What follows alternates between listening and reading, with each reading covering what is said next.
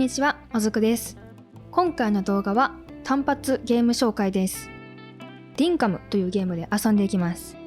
ディンカムはオーストラリアの土地が舞台となっていて、釣り、虫取り、狩り、素材集め、農業、育成、島の開拓などスローライフが体験できるゲームです。まさにかゆいところに手が届くような要素が詰め込まれていて大ハマり中です。もちろんこの動画では島の開拓をしていきます。そしてせっかくなら島丸々1個作っちゃおうなんて思ってたんですけど、ありえないぐらい広かったので、あつ森でいう島1個分くらいの広さを開拓していくことにしました。この島には熱帯、砂漠、松林、平原、マングローブなどのバイオームがあるんですけど、熱帯が好みに刺さったので、私は熱帯で開拓を進めていこうかと思います。一回生配信でゲームの最初から遊んだんですけど、その後にクリエイティブモードというものがあることを知って、とにかく開拓がしたかったので、今回はクリエイティブモードで遊んでいきます。アイテムが自由に使えたり、時間を変えられること以外は通常モードと変わらないんですけど、今回の開拓が終わったら通常モードに戻して遊びたいので、開拓に関係しないアイテムは自分でネタバレを踏まないようにめっちゃ気をつけながら遊びました。ではこの何もない土地からどんどん開拓していきます。どうぞ。ここは地図でいうと北の土地になります。近くに海があるので、堤防を作るために土を自由に盛れるダートプリンターと土を削る圧縮機というものを使って整地していきます。ちなみにこの機械はフランクリンという人物に注文して作ってもらうことができます。そしてその後、なるべく更地の方が作っていきやすいので、ツリーピンチャーという木を運ぶことができる道具を使って端っこに集め、ツルハシで邪魔な石や鉱石を砕きます。で、整地していると草の種が手に入るんですけど、なんと埋めて雑草を生やすことができます。雑草を家具として使っている身としてはめちゃくちゃポイントが高いです。この後もどんどん整地していくんですけど、作業中ずっと音が良くてそこも最高でした。一旦飾り付けできるスペースは確保できたので、堤防になる場所にセメントの道を張っていきます。その後、土を半分の薄さでも曲げることを生かして段差を作り、セメントの踏み段で階段を作ります。360度目立つことができるので、方向を変えて階段を作ってみたりもしました。という感じで堤防は一旦完成です。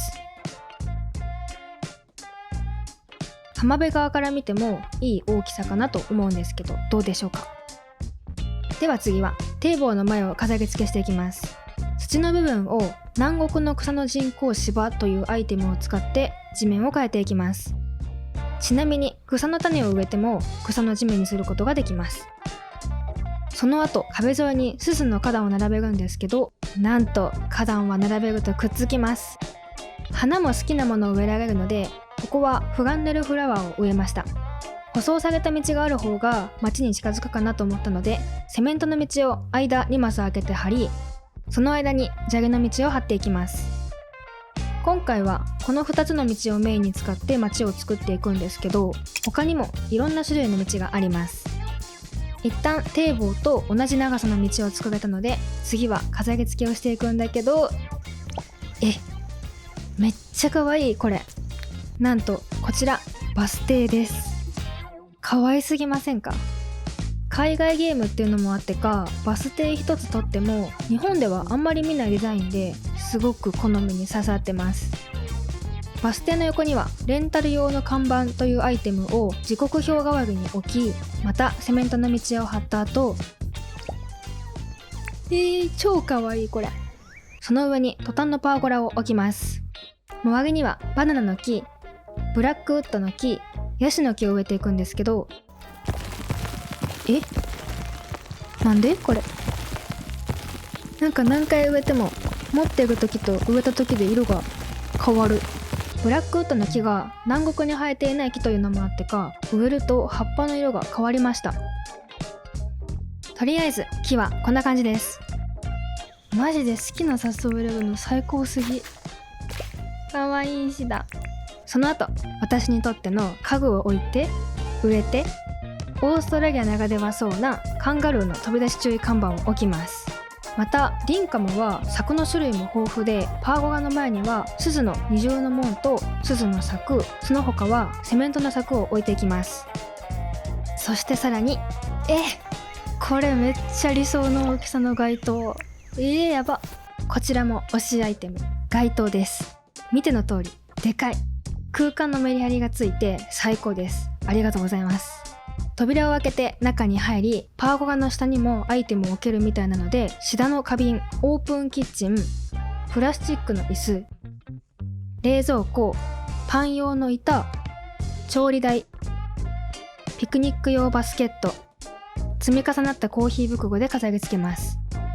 手前にも道を伸ばし、でかっかわいい。でも絶対このサイズかわいい。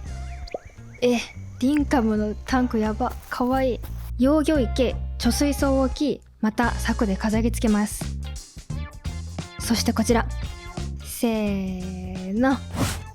うわ、めっちゃいい。海外の軽トラみたいな。なんとこの世界には車もあって、塗料で色も変えることができて、さらに乗ることもできます最高。これリンカムには全部で19個の建物施設があるんですけど、広すぎる島に対してもうちょっと建物が欲しいなと思うのと、個人的に建物いっぱいの街が好きなので、土を持って建物を作っていきます。建物はヤシの木の道を張って木造にしてみました。そして玄関部分にはウォーターベッドという滝を作れるアイテムを置くんですけど、鉢植えとして使うと可愛かったので使ってみました。扉はヤシの木のアーチとヤシの木のはしご。なんとなく玄関らしきものになったかなと思います。引きで確認して屋根が欲しくなったので、ウォーターベッドを置いてみたところ、下のウォーターベッドとくっついて滝になってしまったので、鈴の花壇に変更。せっかくなので真ん中はシダの花瓶で植物を生やしました。建物横にさらに土を盛り、階段を作り、ヤシの木の門と庭の蛇口、手押し車を置いてウッドデッキのようなものを作り、もう少し建物が欲しくなったので屋外トイレを使い、倉庫のようなものを作ってみました。金策のうちの一つとして農業があるので、鈴の柵で大きな枠を作り、木で飾り付けベースを作っていきます。そして別ゲームになるんですけど、木を穴に埋めて大きな低木のようなものを作っていた方を見たのを思い出し、リンカムも穴を掘れるので試しにいろんな木を植えてみたところ、ボトルツリーの木がそれっぽくなったので採用。ボトルツリーは平原に生えているのでテレポートを使って取りに行きます。ちなみに乗り物や手押し車は壊すと手持ちに持てます。正直視聴者さんに聞いた時に疑いました。桑を使いどんどん耕し、年中成長する小麦を植えます。灌漑ライセンスを取得していると、じょうろを使わなくてもスプリンクラーで水やりができるので、たくさん設置しておきました。ちなみにリンカムの世界は何をするにもライセンスが必要です。畑の前に石畳の道を張り、看板を設置します。言い忘れていたけど、この島の名前はハンバーグ島という名前を付けたので、この畑はハンバーグファームです。さらに小麦箱、手押し車の花壇に白いハイビスカス、鈴の花壇にフラネルフラワーを植え飾り付け、畑の後ろにはレンガのパーゴラ、ヤシの木の表札、周りに土を盛ってレンガの壁を作り、中にヤシの木の道を張り、トラクターの倉庫を作ります。これいけるかな？オッケー、いけた。そして畑の横にはセメントを張り、作物の種などを売っている温室を移設し、畑周りは一旦完成。おお、温室の屋根めっちゃいいかも。次は自宅作り。土を2段盛り、黒い瓦の道を張り、自宅を移設します。家のカスタマイズキットを使用すると外観を変えられるので変更。壁、屋根、ドア、窓、柵が変更できます。色も変えて外観はこれに決まり。パンクしてる。ノート。なぜかたまに車が沈みます。家の周りにピケットフェンスを立てるんだけど、柵なしにカスタマイズしてもアイテムは置けないみたいなので、土台の広さを変更。改めて一周柵で囲い、ボトルツリーを取りに行き、玄関前に植え、またボトルツリーを取りに行き、後ろ側に植え、床の排水溝を設置しました。かわいい。また推し家具発見した。自宅の庭には白いペーパーデイジーを植え、簡素なベンチを置き、めっちゃかわいい。これやばい。回転式物干し竿という推し家具を見つけ、緑色のビーチハンモック、ヤシの木の道具ラック、植物で飾り付けをし、自宅は完成。家の前には手書きの標識を表札として設置しました。私ます笑った。りんちゃんかわいいね。めっちゃ見るじゃん。そして次は鉱山に行くための建物を設置。高低差を生かせるゲームなので、土を削り道を作り、ランプというアイテムで坂を作り、また削って坂、さらに削って坂、畑の前にもつながる道を作ります。下ったところには砂浜があるので、そこまで道をつなげたりもしました。こうして路地が完成。鉱山横には土を盛り、建物を作っていきます。採掘した鉱石を溶かしてインゴットにするための炉というアイテムがあるんだけど、たくさん置いても見栄えがいいよう倉庫として作ってみました。屋根はセメントの端を利用。これ下になんかあったら設置できん感じか。橋の下は土以外置けないらしいので、屋根は断念。壁には鉄のはしごを設置し、装飾として使ってみました。こうして炉の倉庫は完成。そしてボトルツリーを取りに行っていた平原から全てのボトルツリーを取ってしまったので、別の平原から調達。がしかしボトルツリーは種を植えてから成長するまで72日かかるらしく、とんでもなく貴重な木ということが発覚。元からたくさん生えているわけでもないので、急いでたくさん植えたけど使えるのは72日後。ディンカムを始めたらボトルツリーを増やすことをおすすめします。その後はクエストが掲示される掲示板を設置し、役場を移設するための土台作り。役場を移設できたので、次は飾り付けをしていきます。物は少なめにしてリアルな役場のイメージに近づけました。こうして役場は完成。背景空の感じいい感じかも。レインちゃんレインちゃん押さないで。嫌われてる。さらに役場裏には自宅と同じようにゲストハウスを設置し、次に堤防横を整地、レンガの道を張り一段上げ、またレンガを張り土台を作ります。ここはヤシの木のパーゴラとヤシの木の表札、ヤシの木の屋台、階段を設置して市場を作ることにしました。頭。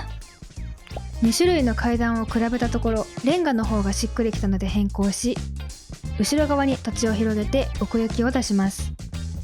背景は透けていない方が良さそうだったので、土を盛り壁を作ってみることにしました。よっしゃー、レンガ張ろう。届くかなこれ。せーの。いや無理や。諦めてはしごをかけ、レンガを張って植物でどんどん飾り付けをしていきます。こうして市場のベースが完成。屋台の上にレジを設置し、さまざまな野菜が入った箱をたくさん置き、賑やかにしていきます。中にも何かあってもいいかもと思ったので、土で段差を作り、またさらに野菜を置いていきます。これで新鮮な野菜が手に入る市場が完成。屋台前を通る道を畑の方向に進めて、なだらかな坂を作り、さらに道を伸ばしていると、なんかこっからの景色めっちゃいい感じじゃない？わかった。景色がいいことに気づき、とあることをひらめきました。等間隔に土を盛り、鉄の道を張って、その後、うわー長っ。行くよ。せーの。めっちゃいい。良すぎる。大成功。鉄の橋を架け街を見渡せる大きな歩道橋を作ってみました。せっかくなのでどんどん橋を伸ばし、街の端から端まで一気に渡れるようにします。そして橋の終わりは少し土台を広げ、鉄を張り、地面に向かって段差を作っていきます顔やめて木やセメントの階段アイテムはあるんですけど、鉄はないので土だけで階段を作っていくことにしました。階段の左右は階段よりも一段上げ、ランプを置き、手すりのようなものを作ってみました。こうして大きな歩道橋は完成です。いきます。やばいおー楽しいこの橋。めっちゃいいじゃん。あっちの砂浜も見えるのいいかも。次は鶏を飼育する場所を作っていきます。ヤシの木の道を一部分だけ避けて張り、手前に階段を作ります。さらに鶏が逃げないよう周りに柵を立て、自動で餌やりをしてくれるサイロと餌を入れる動物給餌器、鳥小屋、木製のランプポストを設置し、迎え入れる準備はできました。君たちのお家来たよ。ここだよ。おい、行けます。かわいい。やば。まず1匹目、名前はナゲット。ナゲット、お友達来たよ。はい。2匹目はチキチキです。お世話スペースの横は家具屋さんを移設するための土台作りをしていきます。高い位置に建物を建てたいので3段上げ、砂浜側に階段を作り、地面は自宅ゲストハウスと揃えて黒い川の道を張って家具屋さんの移設が完了。建物の周りは木を植えてススの柵で囲います。木と木の隙間は花壇で埋めて、手前は貯水槽、観葉植物、庭の蛇口と木製の椅子で飾り付けをしてみました。次は砂浜を少しだけ飾り付けします。屋外トイレをくっつけて倉庫を作り、横に木箱を置き、ヤシの木の道を張って原木を板に変えるテーブル層、テーブルとバスケットを置いて作業場を作りました。家具屋さんの後ろにはフランクリンのクラフト研究所を移設。見て、鶏になってる。色も違う。しかもかわいい。そしていつの間にかひよこが鶏になっていました。ちなみに3匹目の名前はカーネルです。研究所の周りはピケットフェンスで囲っていき、後ろに砂浜までつながる小道を作り、堤防を奥にも伸ばしたので、その横にレンガのパーゴラを使ってトンネルを作ることにしました。トンネルなので左右のアーチは壁で隠し、壁の一番上にレンガの花壇を置きます。お花もいろいろ植えてみたけどしっくりこなかったのでお花はなしに。完成かと思いきや中を通ると圧迫感を感じたので一段上げて調整しました。これでトンネルは完成です。役場の右側に土地があるので向こうに渡る橋を設置。橋の下はせっかくなので水を通して川を作ってみました。ここからはどんどん建物を移設していきます。ちなみに移設は役場の中にいるタヌキチ的な役割のフレッチに話しかけ、町に移設費用の借金を負うことで移設できます。もちろん町の借金だけど自分で返します。リンクを預けると利子がつく銀行、服、帽子、靴などが買える衣服店、アイランドリーフという場所に行ける空港、訪問者のためのテントを設置する場所を移設します。テント周りは一段上げた土で囲い、その上に平らなトップの柵、前に看板、左に蛇口と排水口、後ろに花壇、右手前にテーブルと椅子、ススの道路標識を2つくっつけて方角を指す看板を作りました。温室の横は2段になっている土にレンガを張って噴水を作り、次に市場の後ろに売り買いできるショップを移設します。橋の下って植物も無理なんだ。ということで乗り物を置いてみたところ行けました。車に乗って位置を微調整し、どうやら移動できるものとタイルの上には橋を設置できるみたいです。小金ショップ周りは一旦完成。最後は砂浜の上を飾り付けていきます。最初から砂浜の真ん中に小さな水たまりがあったので、これを生かしてプールを作ります。町で管理しているプールということにしたいので、土を盛り、その上に英語の形をした像を並べていきます。できた。じゃーん、ハンバーグアイランドです。小さな水たまりから水を広げ、長方形の形にし、堤防から景色を確認。もう少し堤防側の方が良さそうだったので修正し、また確認。良さそうだったのでプールを深くしていきます。潜水ヘルメットをかぶらないと足がつかないところは作業できないので、怪しすぎる見た目だけど気にせずどんどん作業を進めていきます。プール周りとプールの中は白い川の道を張り、一段上げた土と錫の柵でプールを囲っていくんだけど、上から確認するとしっくりこなかったので、平らなトップの柵に変更し、後ろの文字も高い位置に変えました。上から見るとこんな感じ。文字の横と入り口にライトを設置し、堤防の前に登山のパーゴラを並べていきます。そうすると堤防から見た時に文字の向きが違うことが気にならなくなりました。そして真ん中に排水溝を設置。うわー、排水溝あると一気にプールになる。うわー、めっちゃいい。プールに出入りする時に使うはしごも設置してみました。一段上がっているところにはプラスチックの椅子とビーチパラソル。これジャンプするとふわってなる。すごー。ビーチチェアとビーチタオルも置き、文字の横にサーチライト、四隅にフロアライトも設置してみたので夜で確認。いいけどちょっと暗いかな。明るさが足りなかったのでプールの中に青いフロアライトをいくつか設置してみました。うわー、ナイトプールじゃん。こうしてプールは完成。そしてこのエリアを作ってキリが良さそうだったので一旦街も完成です。では少し微調整も加えたので街を歩いていきます。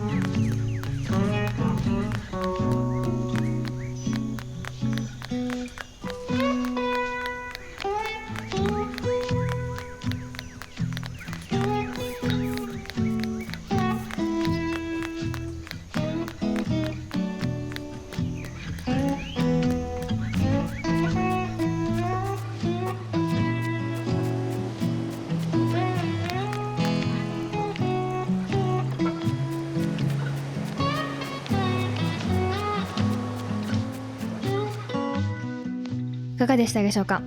今回はディンカムというゲームで街づくりをしてみました。まだまだ作れるスペースはあるんですけど、さすがにこれ以上時間をかけられなかったので、切りのいいところで完成にしました。